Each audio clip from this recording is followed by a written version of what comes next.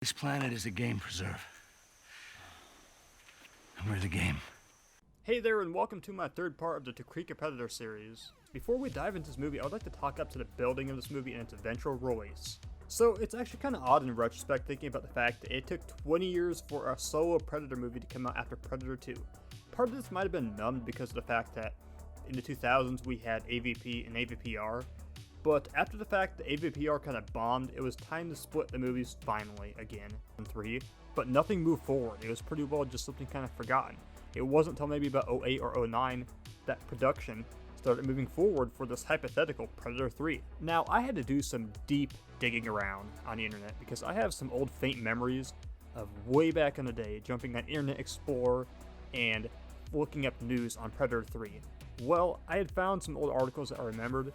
One about a Predator movie that was called Predator 3, Deadliest of Species, and the rumor had it at the time that The Rock was penciled for the role of the movie. But it's one of those things I have faint memories of remember reading back in the day. Then of course you had Robert Rodriguez, who had his own script and would take the franchise back to the time before modern era, and that's just now being explored in the next movie, oddly. So there's kind of a blueprint that was kind of set up in there. There were so many rumors being kicked around at the time. I remember also John Cena was rumored to be in a Predator reboot, and eventually any real plan for Predator 3 would actually start moving forward. The movie would dismiss any references towards the AVP series or the Alien series. In fact, the only reference that movie makes is that it's called Predators, which is kind of a callback towards the sequel of Aliens. This movie aimed to be the true sequel of the Predator movie. For whatever reason, it doesn't really talk much about the movie Predator 2. There was ideas of Danny Glover being in the original script, like way back. We're talking the original script that Robert Rodriguez had written, but that was all thrown out the door, and it was not going to happen. 2010 would be the years it would launch in theaters. The movie remains as one of my favorite movies, but it comes with its flaws. The movie starts out with our central character Royce falling into a jungle, awakening while falling his parachute deploys. He's unfamiliar with his territory, different individuals with different backgrounds. Despite the differences, our group bands together, attempting to find out who kidnapped him and where they are. Several things don't align on the planet and they realize they are not even on Earth. Alright, so let's hold up for a second. This is one of my favorite scenes. I gotta admit, I would be completely deflated if I found out I was somewhere else in the universe that I have no idea where I am. Like, I'm far, far from home. Like, where am I? Not Royce though, he's not deflated, he's still curious about who did this and he wants to kill the individual responsible for this. It's learned the planet is a game preserve and they're all being hunted by a different breed of predator with Hellhounds. I think the overall concept of this movie is creative. It uses a few crutches that from the first movie it really doesn't need to use. That's just me being honest about that, which I'll call a drawback, such as a female character that has an idea of what's going on, a man staring into trees, and of course, mudding up for a bit near the end. I don't like knocking this movie too much, but I don't feel like it really needed the whole nostalgia grab for a cheap pop, honestly. Like Predator 2, this movie was not successful at getting Arnold back. There was original ideas that were written in for him, but none of it came to fruition. As we all know, Arnold was the governor of California, so there wasn't a lot of time to do any major roles for any movies. The last movie he did from 03 till his term ended would have to be Terminator 3. He did the Expendables cameo, and then he came back for Expendables 2. Instead, we have Adrian Brody in the movie taking the lead role. I've seen people complain about his tough guy role that he has in the movie and it feels forced. I didn't mind it. I mean, he was likable. This movie kind of had some cheese to it, kind of like the Spider-Man movies. It was very corny in certain quotes, but for whatever reason, it just worked. I don't know why, but movies during this period, say like the Star Wars prequel series or the original Spider-Man series, had some cheese, but they were likable. This is one of them. The rest of the cast was actually a little bit more memorable, and I cared a little bit more about them when I saw this movie in theaters. One of my favorite characters that doesn't get talked about enough is Scubby Hanzo, because I love that he actually fights the Predator. We actually get to see it. In Predator 1 and Predator 2, we had a scene that set up for a fight scene between the Predator and a human, but there were cutaways. I'm not saying those sucked, but they were done masterful. But it was finally time to see a actual battle scene, and it was done well, and I was pretty intrigued by it. Then of course you have an actual battle between the classic Predator and the Berserker Predator. It's the first time we see two Predators face off, and I don't think this is really terrible actually. I actually like how this is done. It helps build some character for Berserker. If I want to talk about a fight scene that I hate, I'll talk about the next movie. Get ready, I'm gonna get heated on Predator 2018. Just a little warning. This isn't like Jurassic Park 3, the Spinosaurus and the T-Rex. Maybe some people see it that way, but trust me, there's worse to come.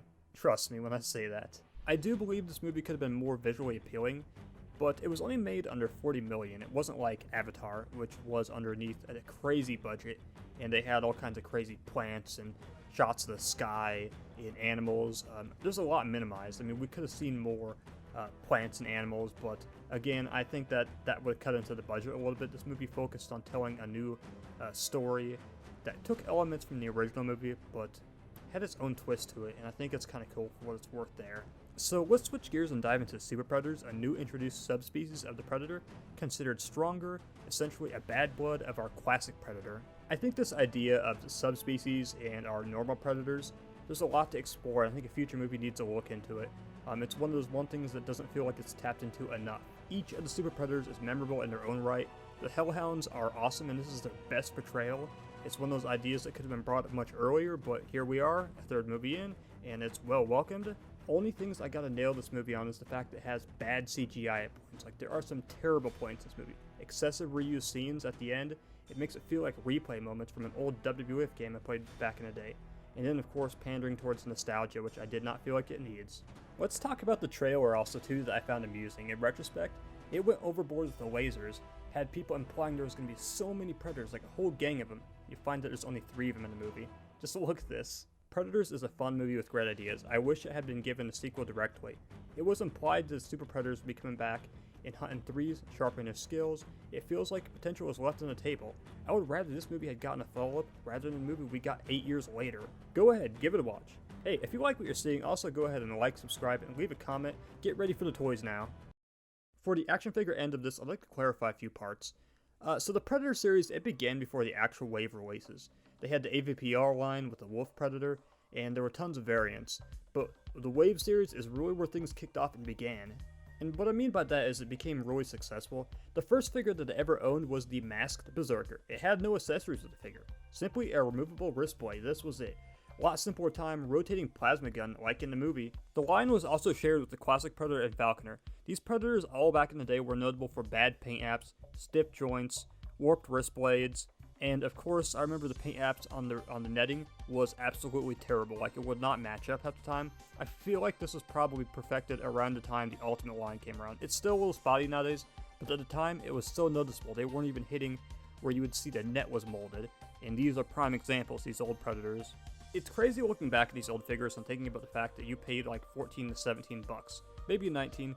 It wasn't really over 20 bucks though. I remember that though. In my area, certain later waves were maybe like 16, 27 with tax, and that is completely different than what we have nowadays. Granted, we have more in the packaging, but it's just one of those things I want to throw out there to show you just how much the cost of these things has changed and went up through the years.